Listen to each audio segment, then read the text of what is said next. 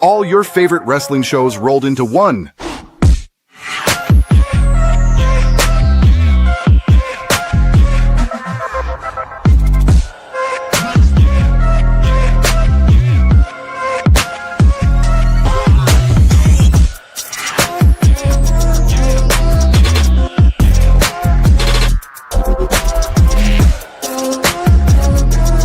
Welcome to the We Book It podcast. Let's start the show.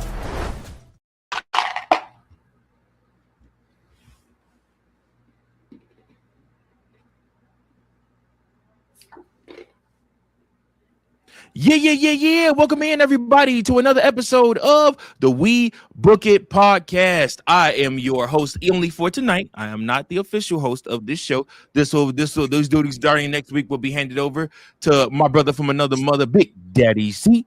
But for tonight, we react to the Raw After Mania, and I have the best damn co-host with me to talk about the Raw After Mania. Of course, I have my brother from another mother, the future host of the Raw Dogg Monday night. That's right, that man, Big Daddy C. Yo, what's happening? Pretty solid show tonight. Wasn't too much to write home about, but I think it was a lot better than last year's Raw After Mania. I'll tell you that. And of course, we got that man, the myth, the legend, Mr. Sertraline himself, Mr. Purpleline himself. That's right. We got Lemon Pepper Stepper, Mr. Teddy Long. What's going on, Book It family? Pretty solid show, like Big Daddy C said. Ready to dig and dive into this and talk about Raw After Mania. Raw After Mania, everybody, we know is one of the best shows usually of the years when the crowd is usually the hypest. This kind of started around like 2013, 2014, where the Raw crowd after Mania would just go nuts. And it was a lot of time it begins a reset for WWE. Like I said, I was watching the end of ESPN yesterday, and one of the things Miz said was our season is now over, but guess what? A brand new season starts tomorrow. There's no days off in WWE, so we're literally starting a brand new season. And right here on the We Book It show, we also are starting a brand new season. I'm excited for the changes that are coming. You guys will see what I'm talking about as the weeks unfold.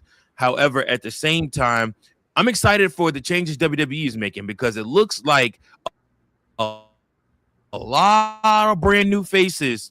We saw on Monday Night Raw some new feuds potentially starting, some new things happening, and it all got me excited. It felt fresh. It felt new. How overall did the show feel for you guys? Go ahead, Big Daddy. See you first. Yeah, I definitely agree. That it felt fresh. It didn't feel like there was any like continuation of like a majority of the feuds, maybe, in regards to the Finn shit, but for the most part, it seemed like a lot of people getting, opportunities. You got people from NXT getting called up or semi-called up per se. And then you got, a lot of people switching shows, got a little interactions here and there between former rivals. So you saw a little bit of everything throughout this show. So it was pretty decent to see. What about you? What do you think, Teddy Long? I was feeling the call-ups. I felt like it was super heavy NXT call-up and not really the moments like having like Paige get to talk, since she's, a freshly women's champion. We had to listen to Liv Morgan's loud ass mouth, and she got a big ass mouth, don't she? And that laugh, bro, all time. All I could think of is Brittany Wilson, but but other than that, man, and then the show was good. I'm, how I feel about it for this weekend when it comes to Rhea, so I'm not really happy about segment she's on right now. But other than that, I mean, it's a rekindling of some feuds from NXT, but bringing it to the main roster spectacle. So I'm curious to see what happens. Fair enough. Well, let's get down to. Oh, I'm sorry. What'd you say? I was going to say, I'm going to Ethan Page with the IC title soon.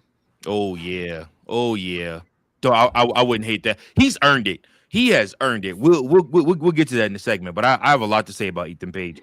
All right, so this was the show after Mania, which WWE used as a fresh start to signal what's next for the rest of the year. Like Roman Reigns and Liv Morgan emerged as new champions. Page made a return to win tag gold with Brie Bella, and Oba Femi defeated Brock Lesnar before he seemingly retired from WWE by leaving his gloves and shoes in the ring. So as expected, Raw opened with the video recapping WrestleMania 42 this past weekend. When we went live into the arena, Oba Femi's music hit. He stood silently with a serious look on his face as the crowd chanted his name over and over. When he tried to speak, the crowd chanted even louder, so he waited a moment to let them finish. He simply said, "The ruler has arrived," before dropping the mic and doing his signature pose. Short and sweet right there for Oba Femi. He's over like Rover. Everybody already knew this, but again, this segment is basically Roman Reigns' version of "It's my yard now." But on the upside, everybody actually liked and enjoyed that Oba Femi won. Unlike we enjoyed Oba's part. You know. Mm-hmm. What did you guys think of this opening segment? Oh, I enjoyed it. Oh, go ahead. Go ahead, Steve. Okay. No, I enjoyed it, man. I know I know Devin Tank was saying, some segment, right? I'm like, it's not much he needs to say. I'm like, he said what he had to say last night. So like, hey, it is what it is. Like, this guy was former 2-3-time NXT champion, was dominant as you can possibly be, probably the most dominant NXT champion in history, and he just defeated Brock Lesnar in quick fashion. And so ain't much shit he needs to say. He said a lot of shit even post match. He said he coming out to Roman by the end of the year. So we gonna see some good. I don't know who he gonna feud with until then, but they gonna put the rocket on him all year. So we'll see who he faces throughout the year. I wouldn't mind seeing him versus Gunther. That'd be a good ass match. I was thinking that. I was thinking that. So yeah, but yeah, that's all I gotta say. Which we'll talk about Gunther in a little bit, but I honestly, like, his segment didn't need to say much. Like, and truthfully, I felt like the Roman Reigns "this is my yard" moment was him, like, because his ass froze and he couldn't think of shit. He couldn't think of his lines and shit, and he just had to do that shit and drop the mic. Like, because we done seen that nigga choke on the motherfucking mic before he became who he is on the mic now. Like, that nigga just made a tremendous change. But yeah, I don't know who he will feud with, but it's gonna be Oba show real soon. Listen, I mean, it's happening right before our eyes, and I don't lie to you guys. I don't hate it. I don't hate it at all. I'm actually very thrilled that Oba Femi is getting all of the love and respect that he so rightfully deserves. All right, we move right along. Are you cool with the walk now? I said, are you cool with his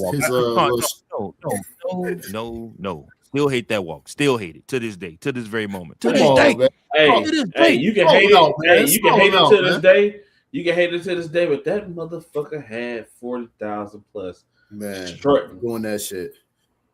Stall him out, man. Hey, man. Stall him out, Debo. Anyway, next up, Rhea Ripley and Iyo Sky were out first for a tag team match player against Asuka and Kairi Sane.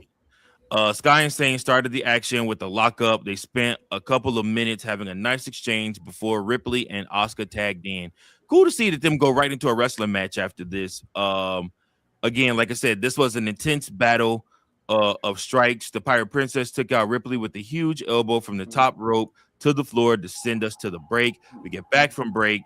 Like I said, it was great to see that this match is still going, because this weekend we got a bunch of a bunch of quick matches, but they gave this some time.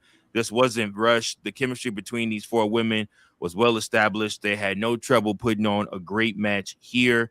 And obviously, of course, Rio ended up defeating the Kabuki Warriors. But remember, and we'll talk about this in a segment later on in the show, but now Iyo Sky is on her own because, well, Rhea Ripley is the SmackDown champion. She's the WWE Women's Champion, so she's going to SmackDown now full time to defend her title. She will not be on Raw anymore. Iyo is on her own. We will see what she does with that. What did you guys think of this match? And what did you feel? I'm not gonna say it's a piss break. I actually watched the entire match. There you go. Good job watching some women's wrestling for once. Yeah. Well, I'll watch it. It's just I'm selective. But this one was all right. I feel like it was a closing of the chapter with Rio. As Rhea heads back to SmackDown. I'm pretty sure she's gonna get a rematch with Jade. Heading to SmackDown. Yeah, to SmackDown officially. And I'm sure her and Jay gonna run it back, and I'm sure maybe get a little Jordan Grace in there if they decide to give her another opportunity. Who knows? But it was a solid match. Good closure. For this whole thing. Like I said in the group chat, they need to wrap this shit up with Rio and then Kabuki Warriors, and that's what they did. So moving on. It's what they did. What'd you think, Teddy? I was over Rhea with the title, so I didn't really care. And to be honest, I'm tired of the Kabuki Warriors, Rhea and Iyo segments. Like it never really served purpose on Raw for real like that, except like when Charlotte and Alexa had the tag titles. But other than that, like that feud never really, it didn't feed nobody. It didn't push no merch. It was just like, it felt like this feud was a filler in a sense. Yeah. But I'm glad that it's over now, because now let's see what happens next, Yeah, and that's the thing. I don't necessarily know that the feud is over as much as Rhea's involvement in the feud is over, because she has to go over to SmackDown. I still think that they're going to try to do the Asuka Iyo match. I think that's going to happen. Because they always talk about. Are you guys okay with that match still happening? Yeah, how they always talk about how Asuka looked at Iyo as her equal in Japan, right? Anyway. So it's like it would be something that needs to happen. Like it's one of those hey, we need to go ahead and we need to go ahead and make this a thing. We need to go ahead and do this. So yeah, she might actually be the one to retire Asuka if Asuka looks at her like her equal like that. Would you guys be cool with that if she was the one to retire Asuka? Because Asuka, she don't look like it. Asuka look like she's 25, but that woman's in her 40s, yo. Yeah, and a mom. She a mom? I didn't know she was a mom. I thought so. Oh, I don't know. All I know is that it's almost time for her to be taking another break soon, because she does to go home when she can. Yeah. She better watch out for Christian. Christian Cage love moms, especially if there's no dad around. I'm sick of you. We are talking WWE. Hey, listen. Anytime you mention a father or somebody needing a father, like I said, it's always Yeah, I hear Frito's mom better watch out, because I heard he's in need of a father too.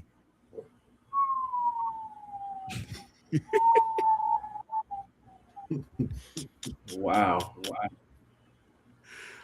So on Monday nights we acting tame now. Oh, okay, I get it, guys. You brought mamas into it though. After the break, CM Punk made his way out with no music, no video on the Tron. Some fans chanted his name, some fans booed, and some cheered. He looked around before doing his "It's Clobbering Time" post. His mic hit, and he walked down to the ring without much energy in his steps. He spoke about dealing with a lot of loss over the past 6 months. He mentioned losing his MMA trainer, his dog, and a handful of WWE employees he knew. The crowd cheered as he gave props to people who make the show possible. He said the fans have helped him get through those losses, and losing his title didn't sting as much as losing those friends. He thanked everyone for helping him process his grief. Punk has always been known as a good talker, but there was a sense of genuineness to this conversation. And then as he was getting ready to leave, out comes none other than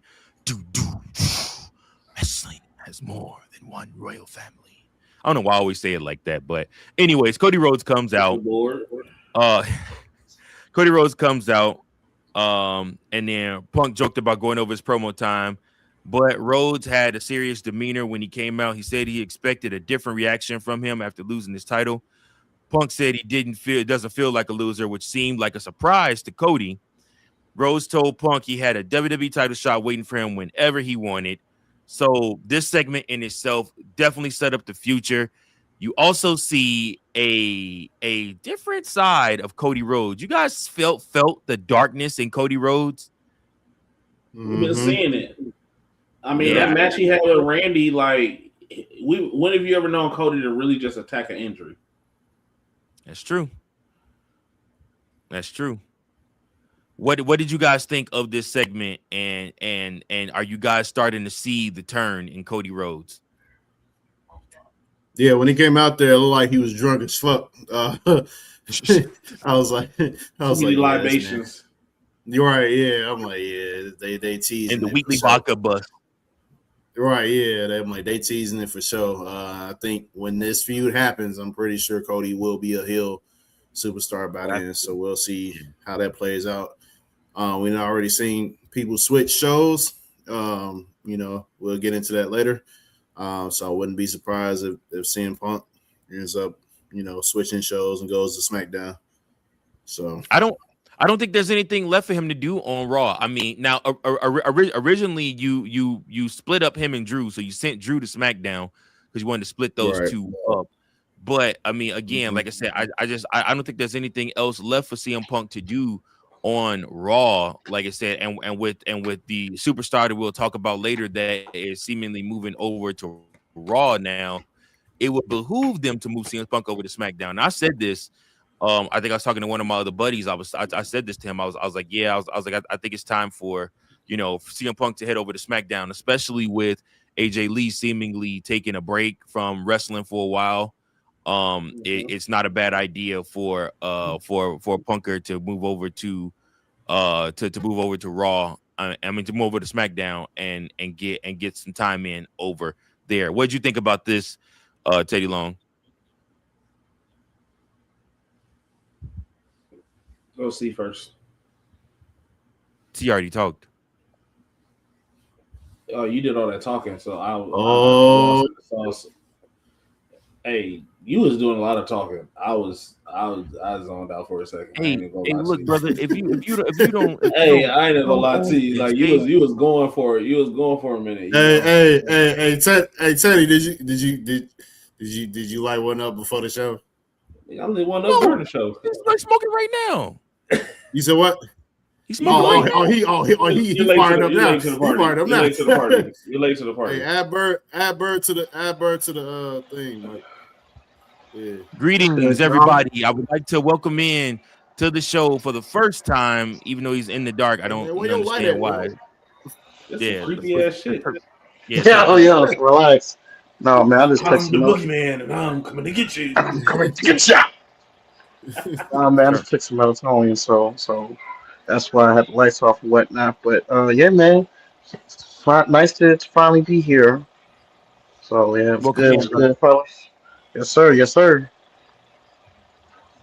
But yeah, so we are talking about Cody Rhodes and CM Punk, their interaction on Raw, and the probability of CM Punk potentially moving over to the SmackDown Blue brand, and what that will do for him and what that will do for Cody Rhodes too. I think it'll be good for both of them. What do you think, Teddy Long? He'll get some good mic time, but honestly, like, if he gonna feud with Cody, it'll definitely accelerate Cody's heel turn that we've been all wanting to see now, even though he's been a good guy for 3 years. So we're all ready to see the heel turn now. But but honestly, I mean, it was a setup for, we're friends, but if you want to shout at the king, come take a shot. So I'm curious to see what happens. It'll be good for him though to go to SmackDown and get off Raw for a second, because we about to get a reverb of bloodline business, and it's gonna feed families again on Netflix. That's all I can say. Yes, sir. Birdman, what did you think of this segment between Punker and Cody? Well, I think that's a teaser for your next Mania main event in Saudi. I see like he's one of those things. It's kind of like the opening salvo, just kind of get a little teaser in there. Don't want to do it right now. Don't want to do it. I don't want to even push it into SummerSlam. I reckon that Punk's probably going to take some time off. Cody's going to still has business with Randy. Still got some business with what do you want to do? I'm figuring that they're going to lease with that program. Probably going to trade the title back a couple of times. Probably have a blow off at SummerSlam. And then maybe if you still want to tell that story with Cody slowly losing his mind, turning heel as we go into next year, late into Mania, where you have that proper feud with Punk, because we already know Punk's going to get more than the lion's shares of the cheers. If they even attempted to do a face versus face, it would be a disaster for Cody. So I'm thinking this is the best big money match that this company can make right now. Okay. All right, and we move on from there. It's we also see a couple of notables sections in the back. Javon Evans told Penta backstage that he is still coming for the IC title. When he does that, Ethan Page is also introduced as the newest Raw superstar. How exciting, guys, for Ethan Page, who is a part of Monday Night Raw now officially. Suck it, Tony Khan. Yeah. Ethan Page made his Raw debut this week in a singles bout against Javon Evans that was set up during a backstage segment with Adam Pearce. The announcers reminded us of the history between these two as they started the match. All Ego couldn't seem to get a handle on Evans at first, so he used a dirty tactic in the corner to poke him in the eye. He slowed down the pace and started taking the young OG apart. You could tell Evans was feeling the effects of the ladder match on Sunday, but he still managed to hit some nice high-flying moves. These two have great chemistry that started being developed in NXT, but it came alive here on Monday Night Raw. We will see these two fight a bunch more times in their time in WWE. Rusev came out of nowhere and tried to take Evans out, but the Young OG beat him to the punch. The distraction, though, allowed All Ego Ethan Page to recover and hit his finisher for the win. All Ego allowed Rusev to beat up Evans after he got the win, but Penta then came and made the save. Page returned to help Rusev regain the upper hand, which led to Penta being put in the accolade. And that would end that segment. What did you guys think of this segment? What do you guys think about this being the way that Ethan Page is brought to the main roster? We'll start with you, Big Daddy C. I enjoyed it, man.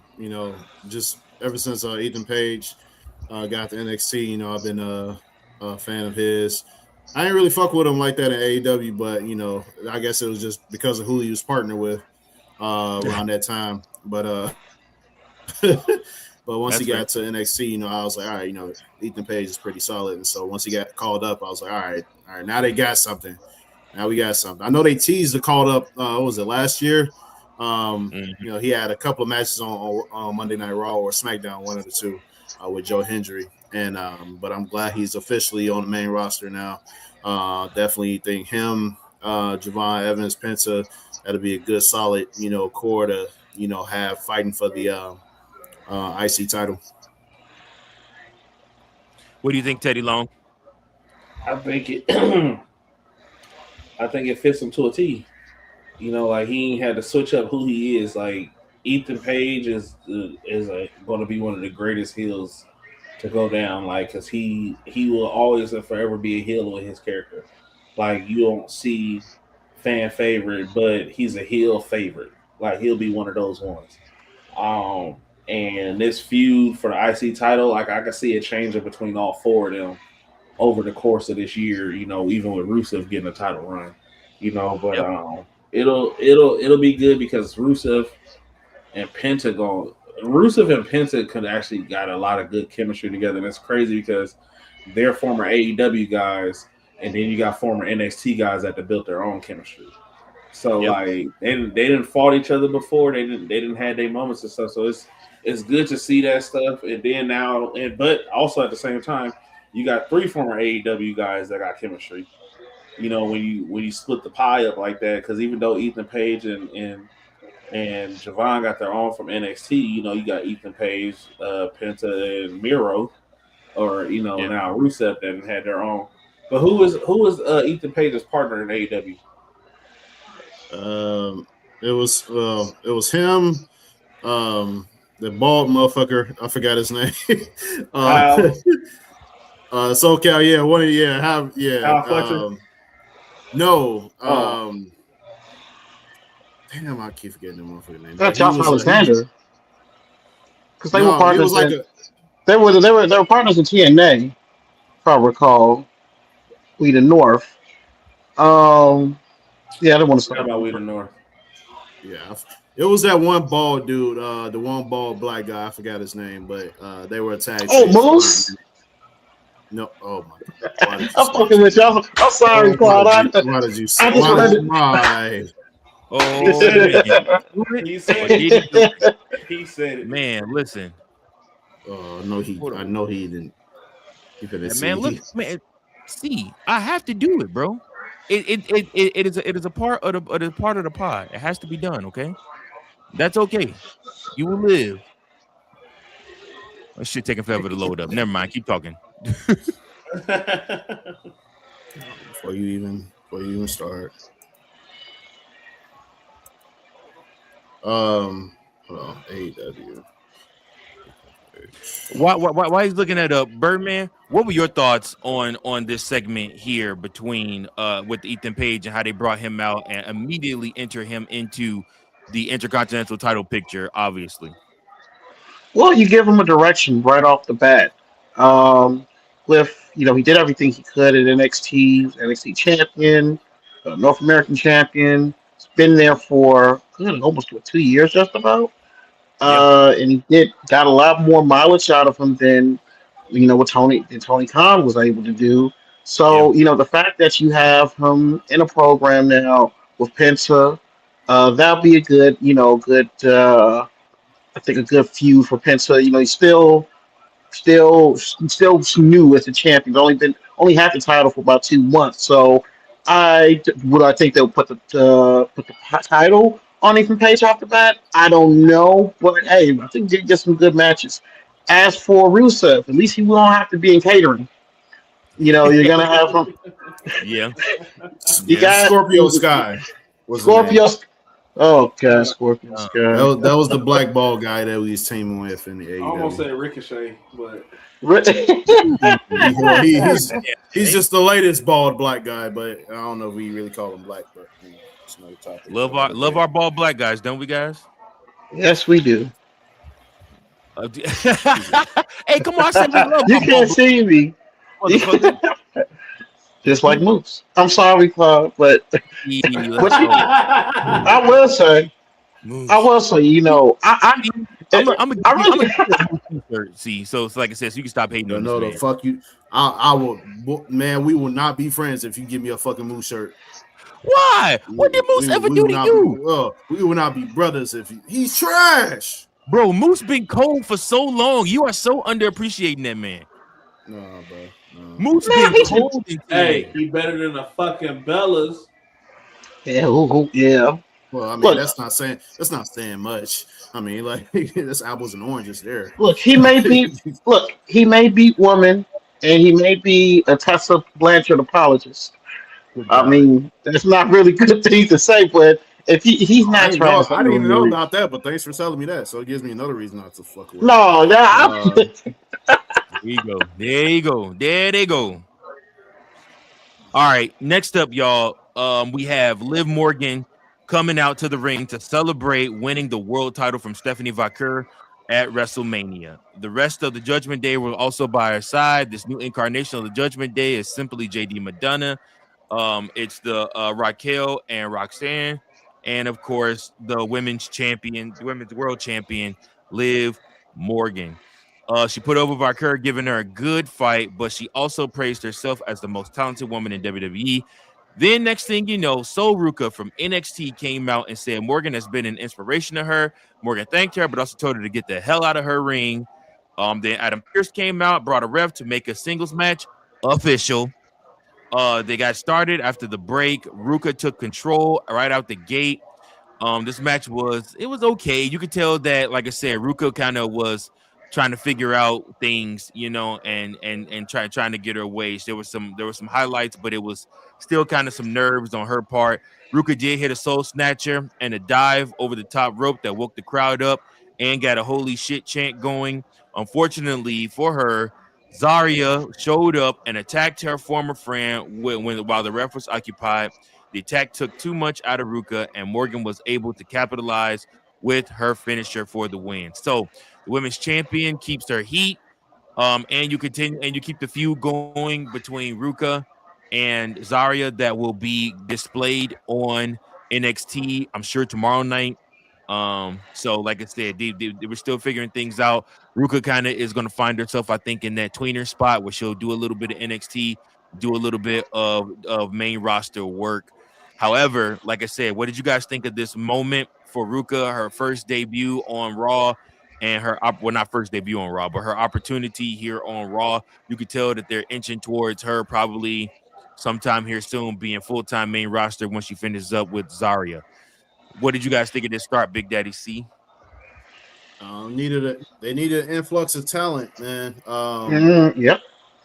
Because shit was starting to get stale, at least on Monday Night Raw, and so yeah, they needed. It was about time for some call ups from NXT, So I wouldn't be surprised if we get more than just Sol Ruka, but it's a start, and so I know they're not too. I know they're taking their time with it because she's still not done with Zarya, but this is a good starting point.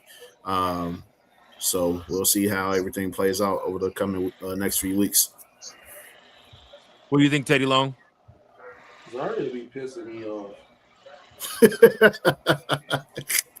Explain, sir. And speak into the microphone so we can hear you a little bit better. Zarya be pissing me off. Yeah, your headset ain't connected, big dog. It should be. Hold on.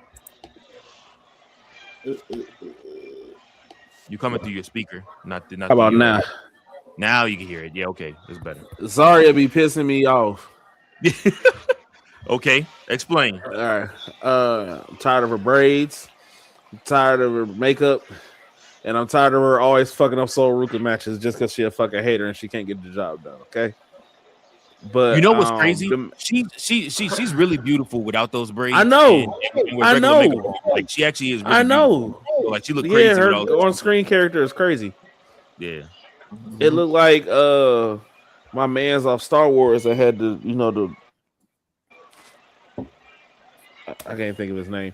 But anyways, I like Sol Ruka in the ring, and once she actually gets her nerves out the way, like she's a 5-star match participant any given night with the right people. So even though like she had a really good match, I'm really curious to see her and Roxanne get down though. That's what I want to see her go against. Like that's what I want to see cook. But I'm curious to see who the other ones is going to be because, like we always said, SmackDown got the loaded roster. They got everybody. They got a 3-hour show, so it's like you gotta. I don't want to step into other segments, but like the not even the call ups, but the bringbacks and familiar faces that we haven't seen in a while being able to come back and bring us some freshness to it made it better. Absolutely. Oh, we lost Bird. Yeah, I'm back. He's trying to figure his thing. I don't know what's going on with him. I think his stuff died. All right. What did you think of this segment, Birdman? So we're still talking about the Liv Morgan and So Ruka's our segment. I want to first go off with what the fuck was that music video? Liv Morgan's music video, like that. That's the worst song. Like her song is dumpster juice, and I'm just sitting here like, why did they approve this? They should just kept our old music. That shit The Try to hit. sad, make her star, the man. sad thing about it is because it's Death Rebel slop. It's like that's like I put it like this. It's like It's the what is expected. I guess, and it's one of those things where it's just like it's marginally a little better, but it's like being the nicest person in prison.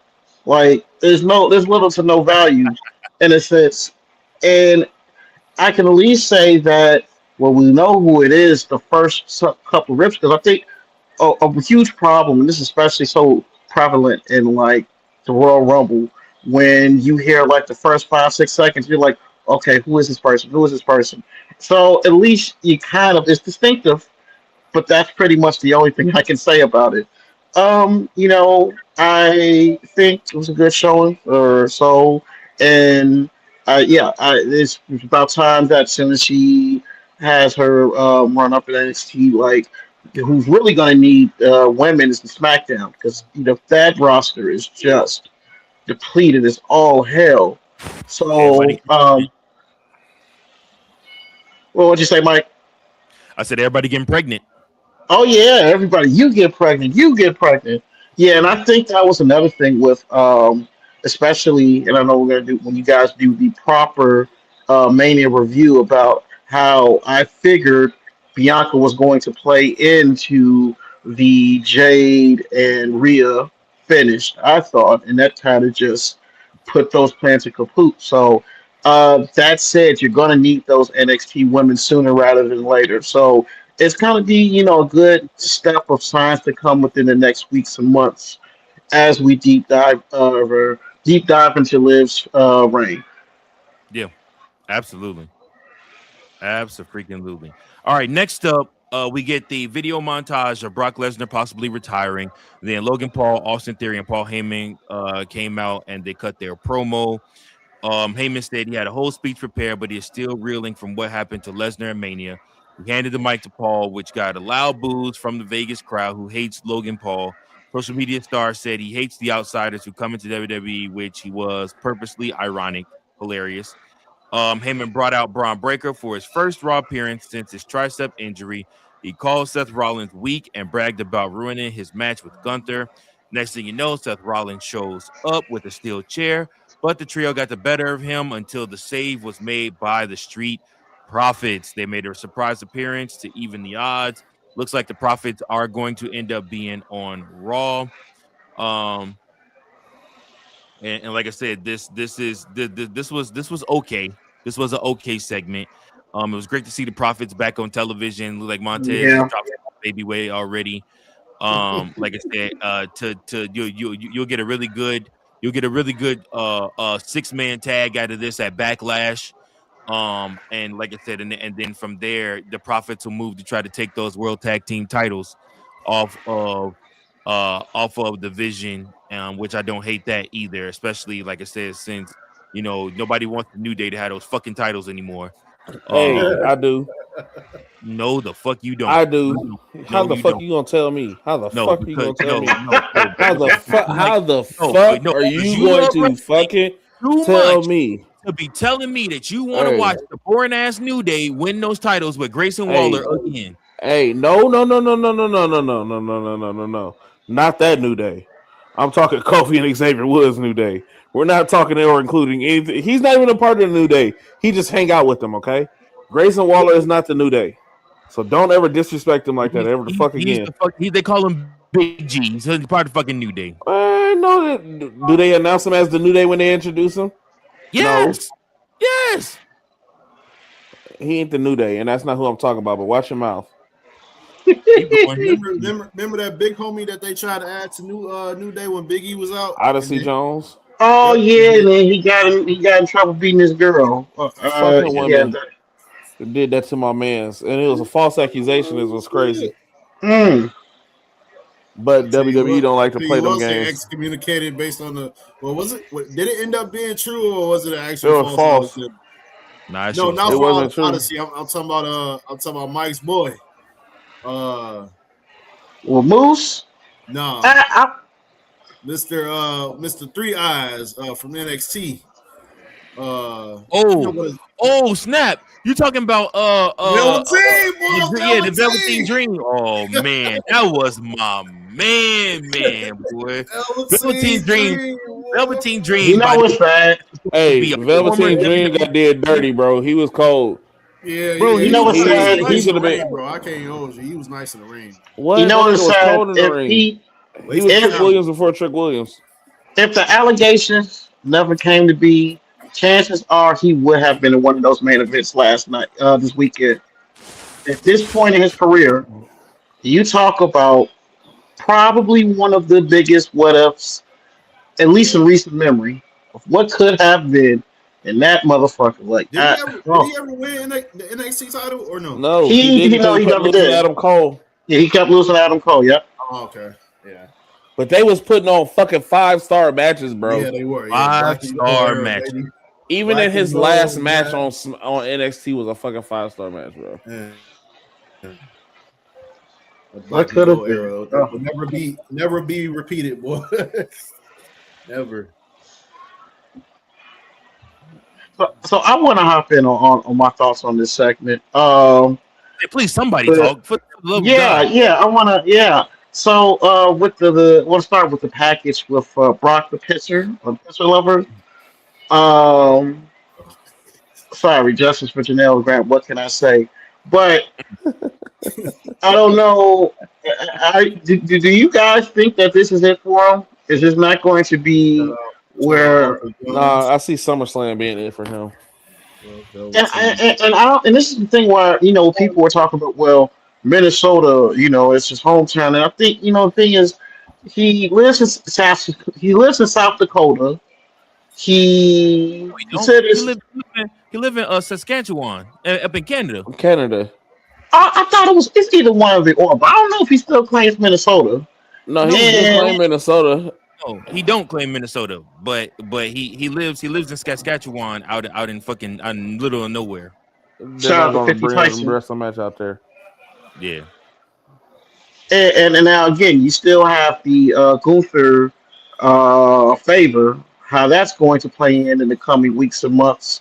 Whether you gold Heyman into bringing Brock back for one more match, who knows? Mm-hmm. But when you have that symbolism of Brock, taking the shoes and and how that looked. And I gotta hold on that because I think with the infusion of Unreal, I can't tell what's real and what's not real. So who knows? Maybe that was his actual. I'm done. But who was the last person to take off his gear and put it in the ring, and we thought he was gonna retire? Not AJ. Well, that motherfucker did retire. Undertaker. Oh, John Cena. He took his shoes off. It was done. I mean, like, I'm AJ. AJ put his shit in the ring, including the entrance. He put his shit in the ring. Put everything in the fucking ring, bro. He had everything. Well, that's Well, if you recall, again, when the documentary, the Undertaker documentary, that was going to be his last match, and then he saw the replay a couple of weeks later, and then he was like, "Well, I can't go out like that." So, whether you believe him or not, I tend not to believe him, but I give him whatever the fuck he said. But with the Heyman and the Vision, it's like you've heard this, million times, and Seth Rollins. I really can't give a shit. I'm glad to see the Street Profits back. I guess they were doing NXT house shows for like several months being banished. Well, that's because somebody was making babies. Yeah. God damn it. First it was Jimmy fucking up Naomi's reign, and now God damn it, Montez. Hey, two of the best women's world champions out due to being pregnant. Well, technically, unless we just talking about black women, but technically Seth and Becky, we talking about like women in the like at the top of the game getting pregnant and having Yeah, we don't mention Becky Lynch on this show. Anyways, next up we got Finn Balor defeating. We got Finn Balor was looking to knock off another member of the Judgment Day, so it looks like this feud is continuing. He is going up. He went up against JD McDonough. Now these two were former tag team champions together, world tag team champions together, just earlier this year. McDonough was taped up after being a part of that brutal ladder match, but he was still the aggressor right away. Balor gained the upper hand as they fought through the crowd. This felt like a very personal fight immediately. I really liked the vibe, how it was like brother against brother immediately in this one. It was a physical fight, but like I said, Balor scored a clean win with the coup de grace, and then his celebration was cut short because none other than Dom Mysterio showed Dirty up asshole. once again. This time to beat down Finn Balor, and that is what ended that segment. So, what are you guys' thoughts about that? I thought it was solid. I thought they was actually gonna have a longer match, to be honest with you, just based on the history that those two have and how they hyped up the match. I thought they was gonna have a longer match. Basically teacher versus student in a way. You was really hyped for this match in the group chat. Yeah, I thought just based on the history, I thought that this is what we were gonna get. And JD, I know we give JD McGunness some shit based on have big ass dome and shit. Yeah. But hey, he talented as fucking ring, bro. He can go with the best of them. Like if you give him the opportunity to actually have like a legit 5-star match, I think he can definitely hang with some of the best. But yeah, I was kind of disappointed. It didn't last as long as I thought it was going to be. But I think ultimately the main feud is Dom versus Finn. So I think they got another round or two coming. And so I don't know if they're gonna actually have Dom put the AAA championship on the line or have Finn go to the AAA and have a match there. I don't know. I wouldn't mind seeing that, to be honest with you. But I think something's got to be on the line, at some point. They just had these two going at it. You already had a street fight. So what's next? Keep us intrigued with this feud. So those are my thoughts. What'd you think, Teddy?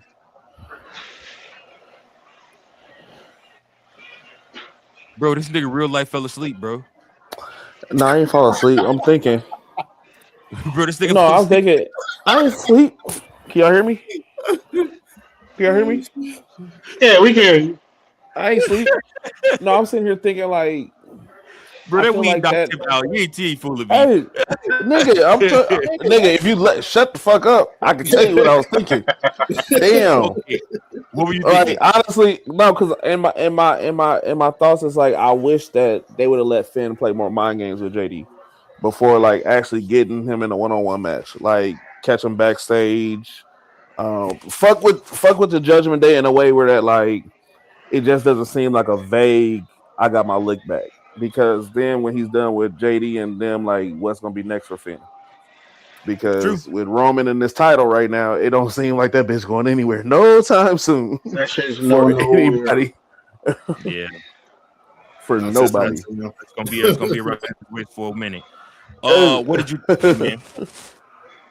I think that you guys all hit it on the nail with the personal element with JD and Finn Balor. Love the action again. JD can go, all things considered, with the big head and whatnot, and his position on the card, for lack of a better purpose. They're still going to be continuing this feud with Dom, and I guess it makes sense what the story is. They were members of Judgment Day for 4 years. You can believe that, almost 4 years. So I guess there's a lot of history to kind of, and the thing is, they kind of slow burn this story for so long, the decision for so long, that when it finally happened, it's just kind of, this really felt anticlimactic, and it didn't help that the match on Sunday. They just announced out of the blue it was going to be a street fight, and really kind of just the overarching theme of like all the matches being shortened for ads, Yeah. and the match was, didn't never really got in that second gear, even with a street fight. It just basically became a basic WWE plunder match. So, hopefully with Backlash, they'll be more able to kind of flesh out the story going in, and then with the match being what it needs to be and what it should be. So, hopefully I got some hope that things will pick up in the coming weeks. And Absolutely. to your point about the commercial shit, the ads and all that. Oh, It's one thing to do. It's one thing to do this shit for Monday Night Raw or SmackDown. Correct. To have usually it's for the jobbers and shit, the people that they don't really fuck with like that. But for a PLE or pay per view, whatever you want to call it, why are we having I still call it ads pay-per-view. during the entrance? Why? Why? And for a ladder match, and mainly the ladder match, they had for what, 3 people, three superstars. They had ads going on around that time for their entrances. Like, this ain't no damn battle royal. Like, I can see y'all did battle royal and y'all go to commercial. Everybody coming out there like the Andre the Giant battle royal. And You have jobber entrances in WrestleMania. Who would ever? come there. Don't nobody got a special entrance or anything. I get like, come on, man. Like WrestleMania, everybody dreams of having that like perfect WrestleMania entrance that we won't see on the main roster. Something that they put a lot of time and planning and effort to. Everybody got their own special like WrestleMania entrance. And you go on a commercial and we can't even see that shit unless you're actually there in person. Like, come on, man. Like, what we doing? Like TKO? Like y'all gotta stop that shit, man. Like, come on.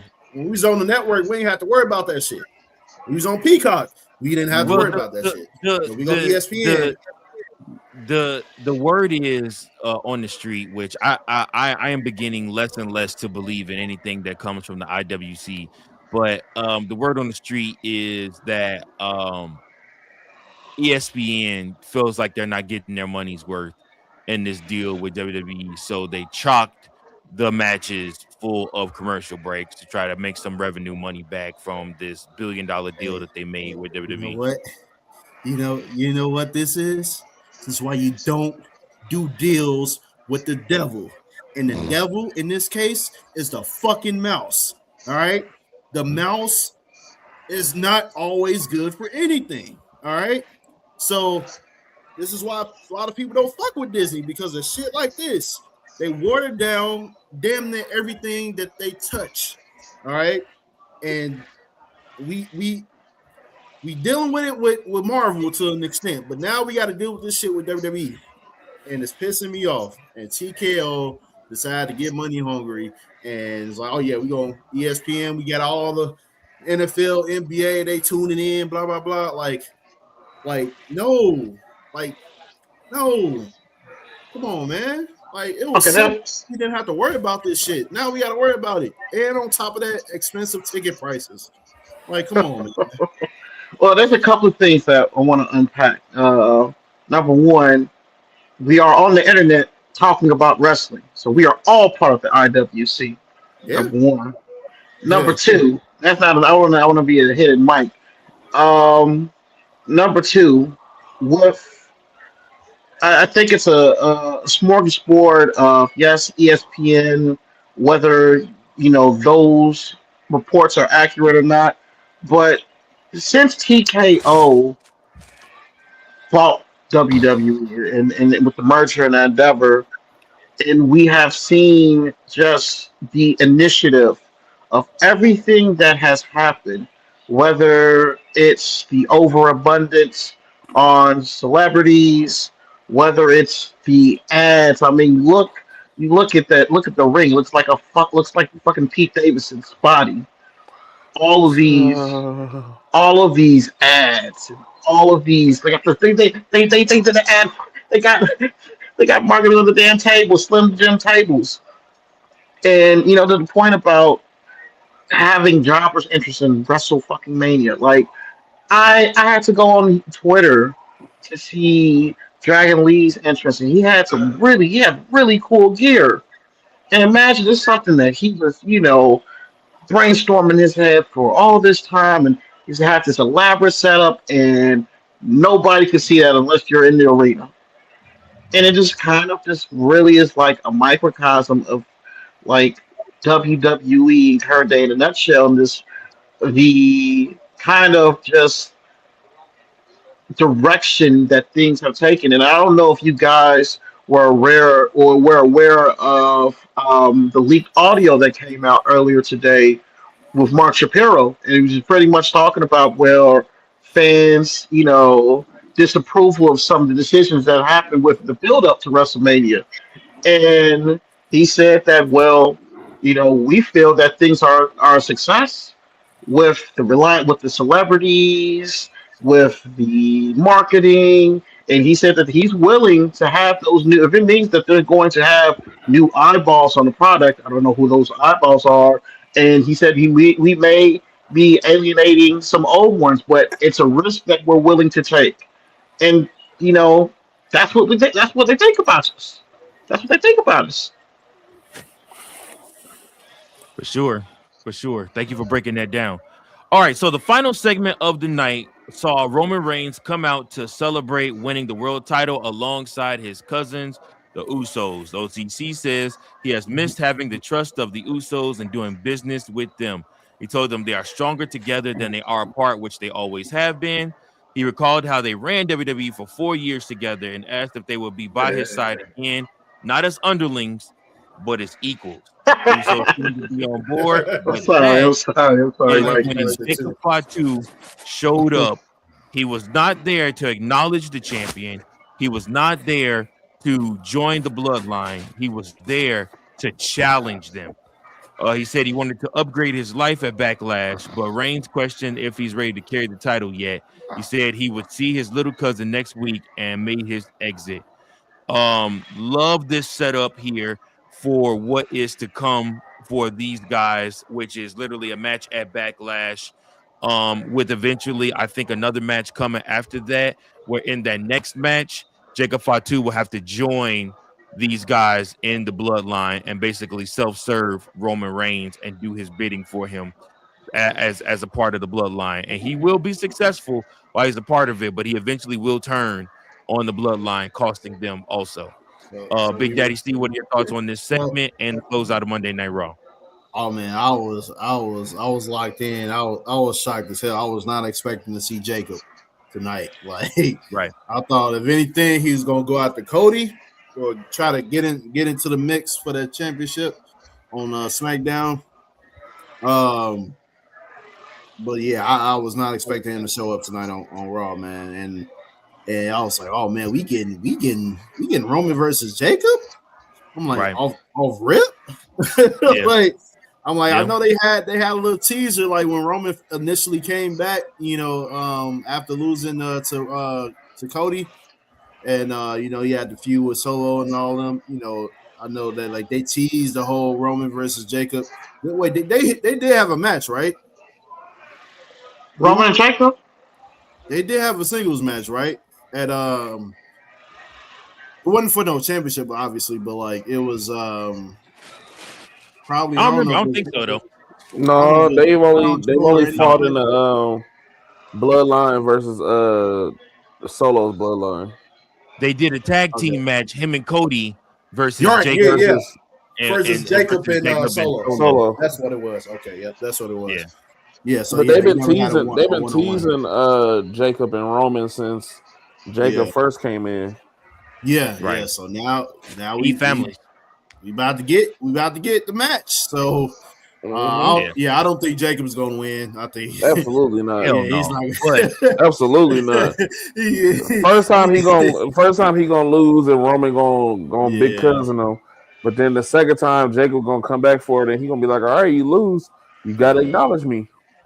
Yeah. So I think it's gonna be different this time around than how it was for Jay when Jay was going after the championship. Nope, it's Jay. He about to get the same exact treatment. No, I'm saying though, initially, yeah, the first time, yeah, he going to he going to fall in line, but eventually, when he it's really comes setting back him up to be around a to world go after champion. it, yeah, when he comes back around to go after it, then I think they might put the title on. If Braun or Oba hasn't gotten to him first. All right. So it's a lot into this that I think we in for some good ass feuds this year, y'all. Like, some cinema this summer for sure. Yeah, I think we in for some good ass feuds this year, and we still got Seth. Oh, what? You think Seth ain't gonna want to come out to Roman for the championship? Seth definitely gonna come after him for that title. Now. Hey, because Seth never lost the title. Remember? Yeah, he never lost it. Yeah, he had to relinquish. So I know he going after Roman at some point. And we gonna get they hate each other. I think they hate each other more so than CM Punk hates either of those two. Well, Seth Rollins gonna have a feud with Brian Breaker all the way until SummerSlam. So yeah, but once that's over, yeah, he Roman he going after Roman for sure. What'd you think, Bert, to close out this segment? Well, I just knew that Roman, you was probably going to see Roman like 2 times maximum before SummerSlam. So it looks like he's going to be there for a while. And you know what?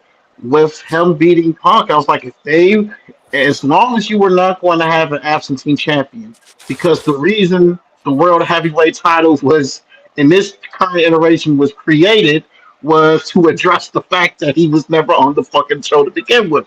So it's good that they're going to have him on the shows because it's going to make we're talking now with excitement. Oh man, what about Jacob?